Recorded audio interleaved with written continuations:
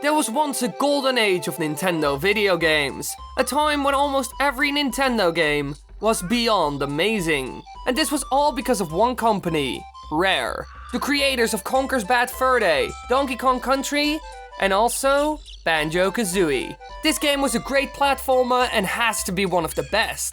But there was also some stuff that didn't make it into the game. So today we will take a look at these unused features, items and levels. Let's start with a classic test level. Almost every game has these, but they are usually pretty weird. This simple map consists of 8 slopes arranged in a circle formation. All of them are too steep for you to walk up all the way, since you will slide down eventually. This was presumably used to test walking up steep slopes, both normally and with the Talon Trot.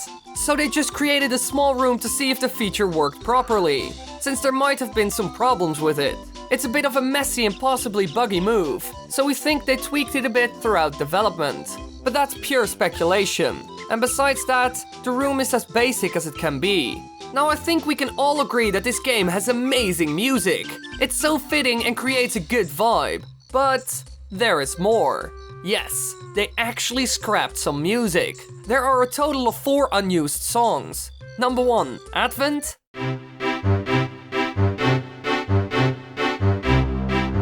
Second, Early Click Clock Wood. Number 1, House Summer.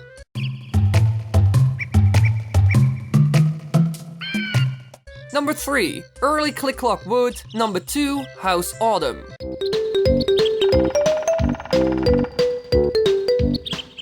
Number 4, Mumbo's Rain Dance.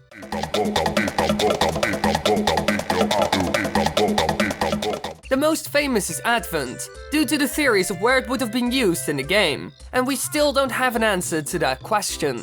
Now the songs are really good and fit with the game's theme, but still they were scrapped.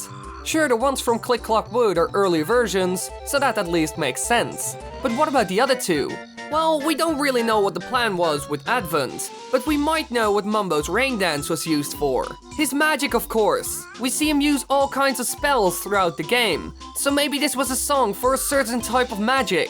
But what kind of magic would that be? Well, we have no idea. Most likely some transformation stuff, just like all the others. Now, we also found some interesting planned features and unused graphics, and we think some of them would have worked out just great. First, some juicy visuals. Like this nice picture. It was probably intended to show up in one of the rooms in Mad Monster Mansion with all the other ones, and it was most likely replaced by another picture. The On Vacation sign. This was very likely for use in Mumbo's hut in the winter area of Click Clock Wood. Instead, a beehive tells Banjo that Mumbo's on vacation, which is a bit lame. The sign would have been better. Or maybe a combination of the two. It would have added to it at least. Now there's also this Firefly, which looks similar to the beehive's bees.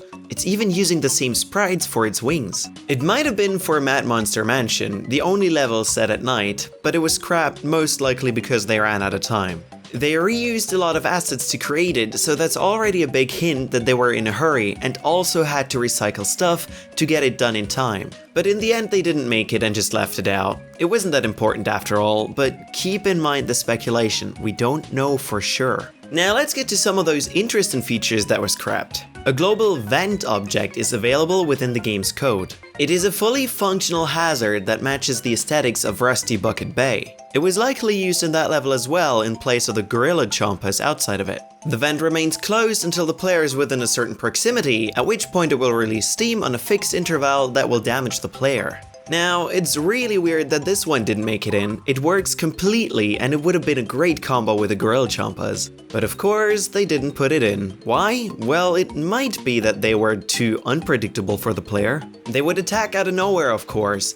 Or maybe it was too hard to dodge. To be honest, we don't really know. There aren't any clues or hints as far as we can see, and all we know is that it functions and it fits with the level's design. But there is also another feature, a big and important one. It was made for the game that came after this one, Banjo Tooie. If you manage to collect all the Jiggies and then beat Gruntilda, Mumbo will show you pictures of 2 eggs and 1 ice key. Using secret built-in codes, you can actually collect these and 4 more eggs. As soon as you collect one of these, a menu called Stop and Swap will appear at the very end of the game totals, which shows all the eggs and the key you've collected so far. None of these items have an effect in game. No. They were actually intended to be used for the sequel, Banjo Tooie, by quickly swapping the cartridges after turning the power off, hence the feature's name. Unfortunately, due to technical limitations, the feature had to be scrapped. It depended on the powered off N64's retaining RAM bus memory for 10 seconds, but newer models starting in 1999 reduced the time down to just 1 second. And attempting to swap one cartridge for another and turning the power back on within this time would be impossible. This feature would have been so cool, especially back in those days, but sadly enough, it just didn't work out.